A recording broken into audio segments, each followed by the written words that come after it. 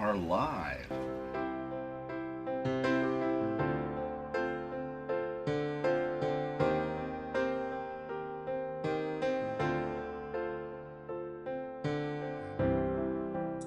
Hi, it's Sharon and Mark. We're here at Ponderosa Garden Adventures and we welcome you back. We garden here in Southern California, Zone 10A.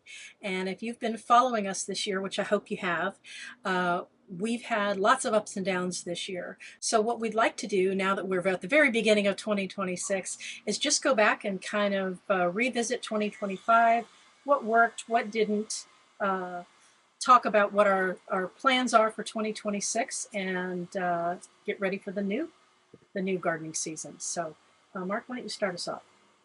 Well, the number one story of 2025 had to be the weather. Absolutely. Good and bad. Good and bad. It was an unusual year for us, a very dry year, but not an excessively hot year, but long droughts and frequent ones, and just scant rain at various times. Right. So a lot of the year was revolved around water management, irrigation, Yes. keeping things watered, and trying to manage our irrigation. Right. And then the swings for the hot weather we didn't have, it was a milder period, but when we did get the hot weather, it would go from a lower mild temp up to an extreme temp, and it was really about managing the protection of the plants during that time.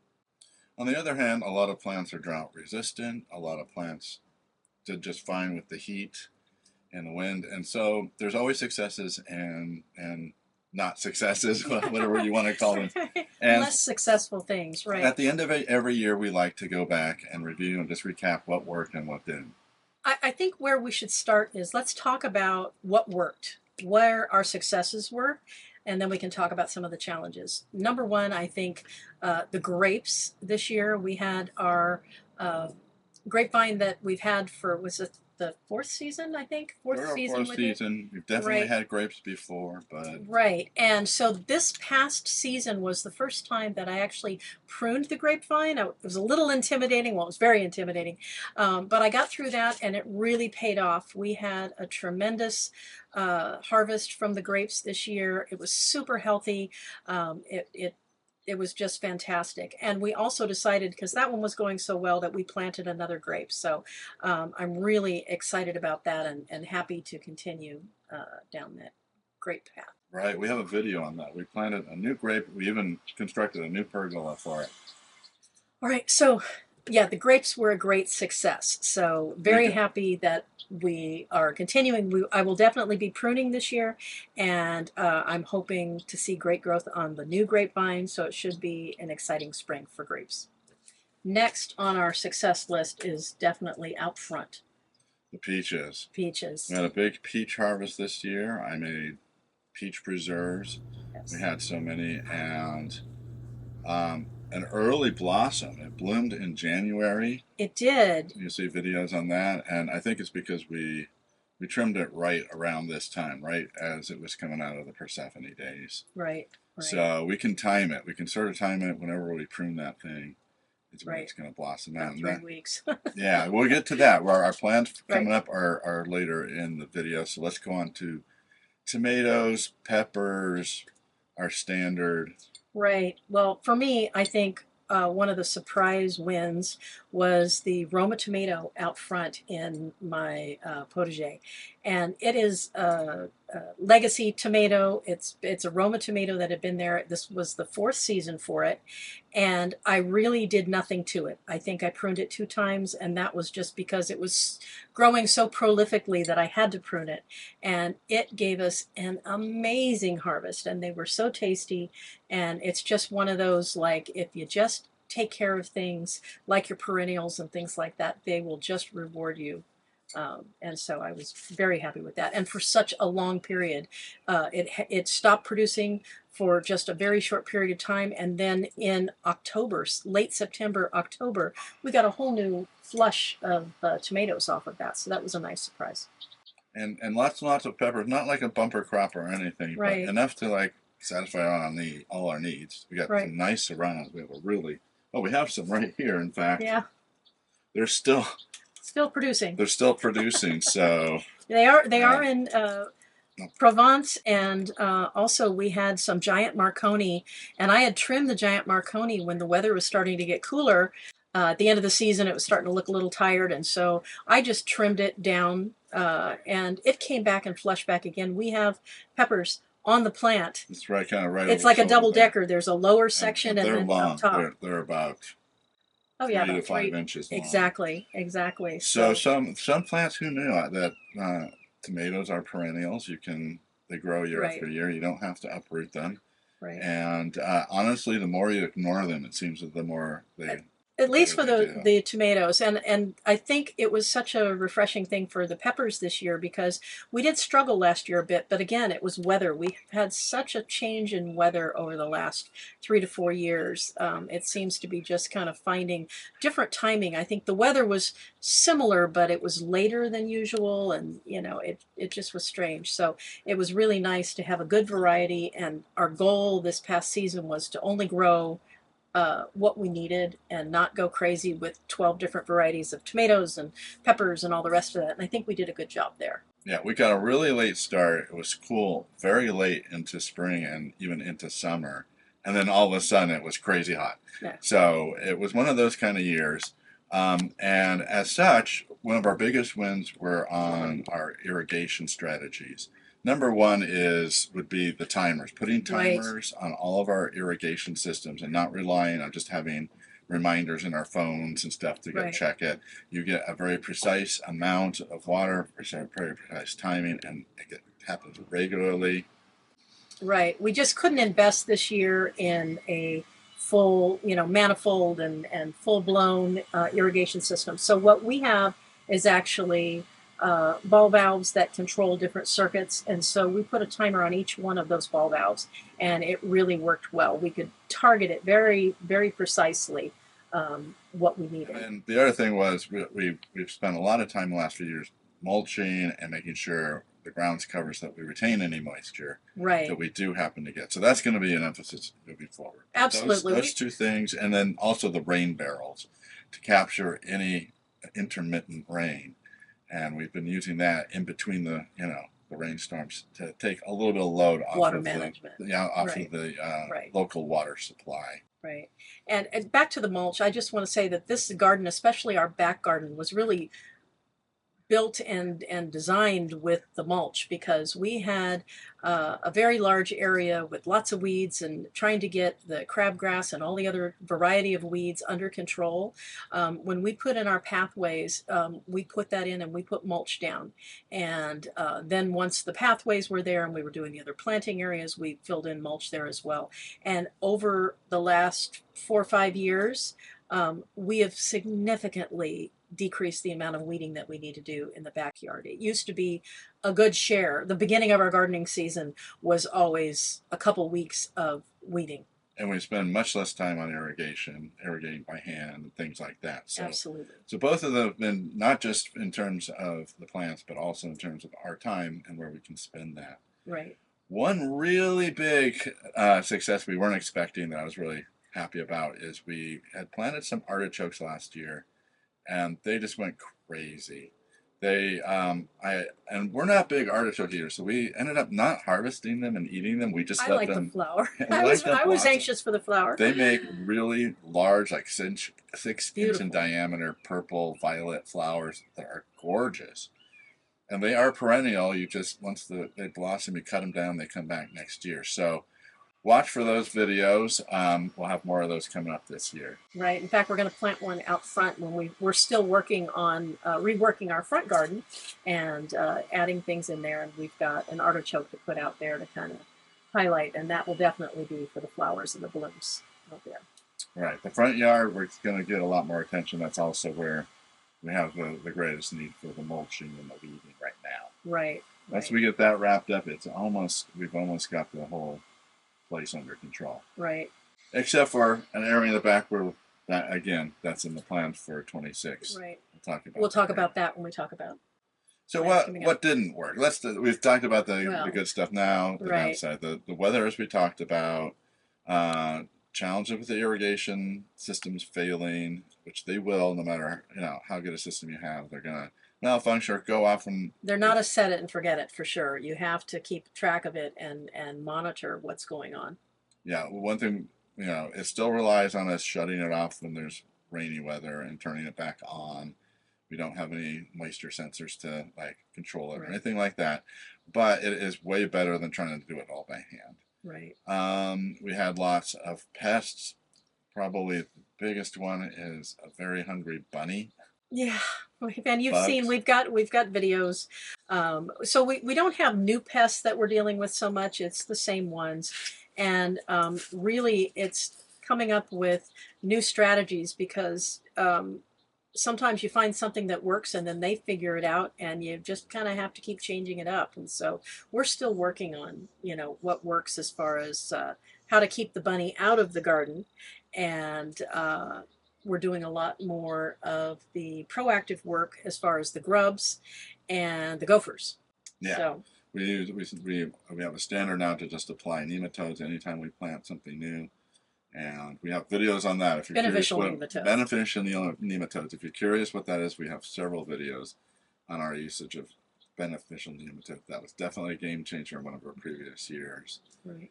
The pests, the bunnies, the gophers. The bunny, the basic thing is we just use 1/2 inch, 1 centimeter hardware cloth to construct cages around our stuff. One thing I had planned to do this year was I switched my planting areas like core food to flowers, to cut flowers, because I thought maybe if I switch to flowers instead of edible crops, it will prevent the bunny from eating them. Well, guess what? Bunnies love flowers. They do. They love zinnias. They love pansies. They love Your stock. violets. They love stock. Yeah, they love all kinds of flowers. To them, that's just another edible plant. So that kind of backfired on me. I was still forced to deal with the bunnies, but I did appreciate how it was a very different experience growing flowers where there's not as much at stake. If it fails, I'm not like out of a crop. You're not a couple months in on tomatoes that you've been babying, right? And having to scramble to. All I have to do is replant, and it worked well. But I do plan to go back to probably more edible crops this year. Yeah. And we haven't sat down and done our annual planning of what we're going to plant.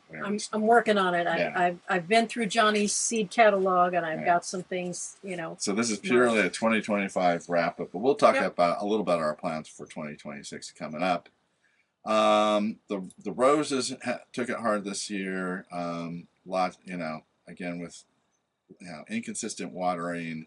They had all kinds of problems with rust and aphids. I think as far as the inconsistent watering, that had more to do with long dry spells, and then when we would get rain, we got a deluge of rain, which is not normal for our area here in the very southern part of California. So it was really a matter of not being able to handle the dry out and then the excess water. So that's when we had the rust and the things that we haven't had for a while. Besides having the bumper crop of peaches, most of our other fruit trees bore just small crops. Good fruit, but like the plum tree only had like about a dozen plums on it, whereas last year we had 40 or 50, enough to make plum preserves.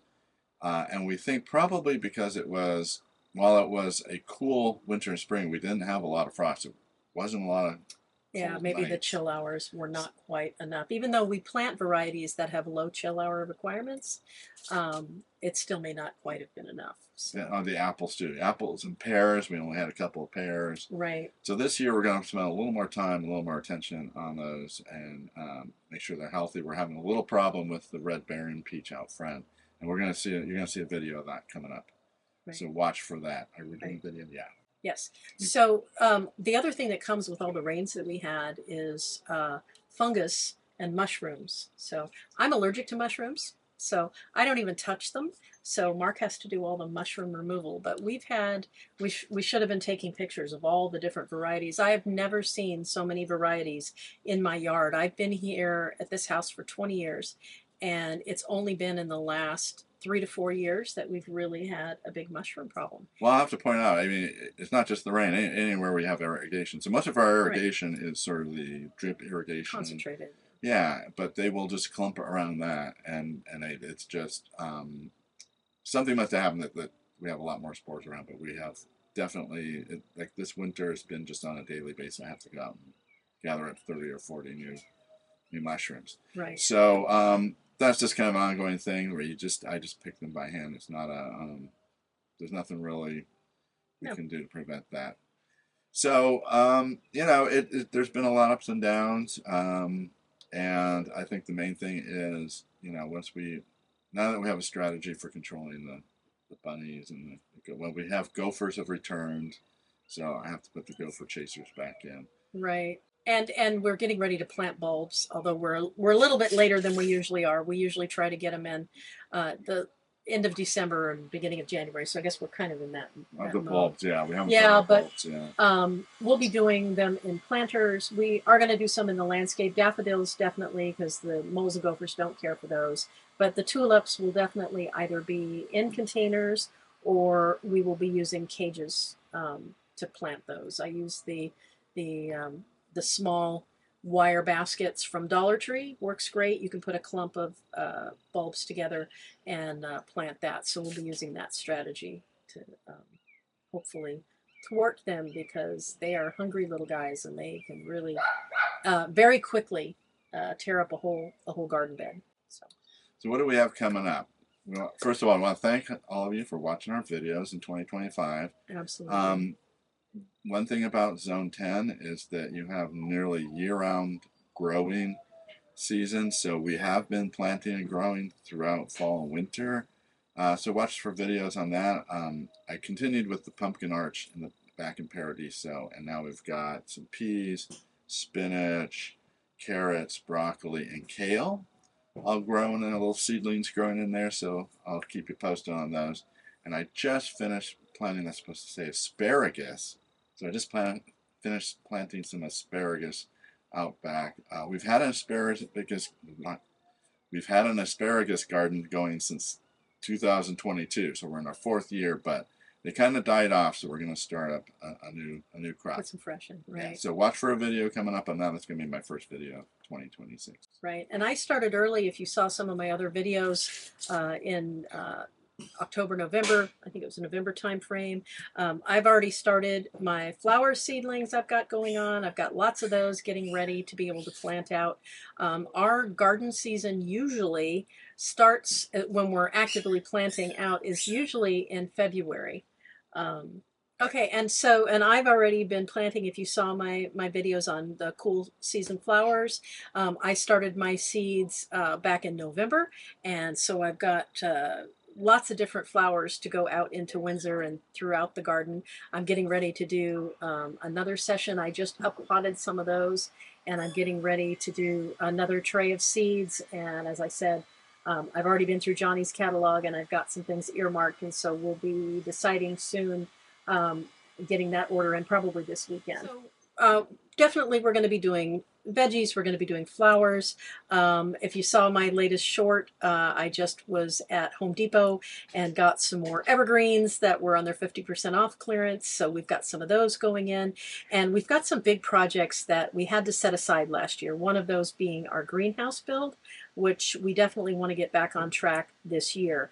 And we've got several new beds. A garden evolves, and so as I said, I've been here 20 years working on this garden, and it comes a time where you kind of reevaluate how you're using it, and it's time to make some changes. And so there's going to be a lot of exciting things coming on this year, and we're hoping to be able to concentrate on Paradiso. Paradiso's kind of on hold because we've got things related to, we've got all the wood and everything for the greenhouse and some of the soil and everything that are taking up a big space in Paradiso. And so those kind of go hand in hand. So we'll get the greenhouse going, and then we'll get Paradiso cleared, and we can do some of the things we planned back there. So we hope you'll join us for all of those adventures in 2026. I'm very excited for the upcoming season. I think we've got a lot of good strategies to handle some of the problems we had this year. I think we're better prepared to handle some of the weather changes changes and can flex a little faster.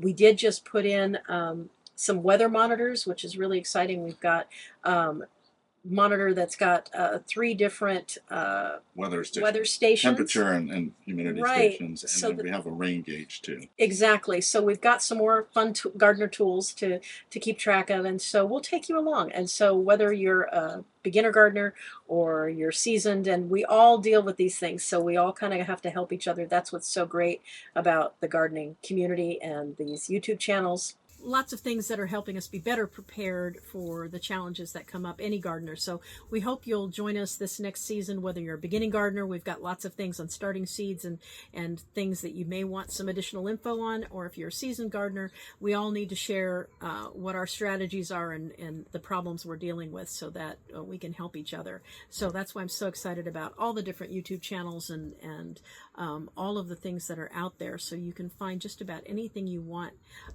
garden related. And so we hope you'll spend some time with us in this next year. Right. So we've got the projects in the back, Paradiso, also out front. It's the main area we're going to be doing weeding and mulching. We've had a project. We did several videos last year. It's been an ongoing project, as Sharon says. It's a garden that's never finished. No. So the main area, like the front curb area, is going to take a lot of work, a lot of weeding, mulching, planting, and that's going to happen the next few weeks. So watch certain videos on that. We're finally going to whip that front yard into shape and get some mulch down. And the fun planting. So that's the part I like, is to be able to do a little designing and picking plants, and I've already been doing that. So got big plans to kind of spruce it up out there. We've just had over 2 inches of rain in the last couple of days, so that's always an opportunity for us to plant stuff. Any digging we need to do. So we're probably going to plant the artichoke, we're going to plant an iris out front, and then we need to move a big aloe plant. So we'll be doing shorts on all of these. We plan to also do more of these kind of just chats, just sort of like a live stream or vlog kind of. Just vlog style. We try to keep the content focused on the planting and those things, but I think sometimes it's nice to just kind of have a conversation about what the plans are, or what worked, what didn't, or you know. Yeah, I enjoy watching that. So yeah, we've got a lot. Let us know in the comments. Yeah, if you what's like going that. on? Yeah, what's going on with your? How was your 2025? What worked for you? What didn't? And what are you looking for in 2026? We have like lots of projects, and we've got some planning to do. So probably end of January we'll be back at you with our plans for 2026. A little more specific and so forth. What we're planting and the specifics, and probably a recap of our bulb planting and what we've got going for that. We do one of those every year. If you want to see what types of things we put in, you can go back. I've got 2 or 3 bulb videos out there of what we're planning and how we're doing that. And we're just excited for the new gardening season. It's like I made my first visit to the garden center on the 2nd, so I was really excited to. We get weather like this where you can see it's nice and sunny, and we're like, yay, it's time to plant. And we definitely have more rain to go through and all of that. But we get a good period in February where we can really get out and get some things early started. And so that's why I have my cool flowers going, so we can get that going first. So I think first we'll be seeing the cool season veggies and flowers and go on from there. And January is a cold month, so that's when a lot of plants are dormant. And so we'll be posting videos about trimming and maintenance of our fruit trees. Right. The roses. The roses, yeah, definitely. This is the time of year to cut back the roses, feed them, and spray them and stuff like that. So, but come along with us. We're going to show you what we do here in Zone 10A, and it's a year-round gardening experience, and we'll be with you there every step of the way. So join us for 2026 Ponderosa Garden Adventures. So we thank you for joining us in 2025. If you missed any of our videos, we've got playlists out there if you'd like to go through those. And we hope you'll join us here in 2026 for more Ponderosa Garden Adventures. See you next time.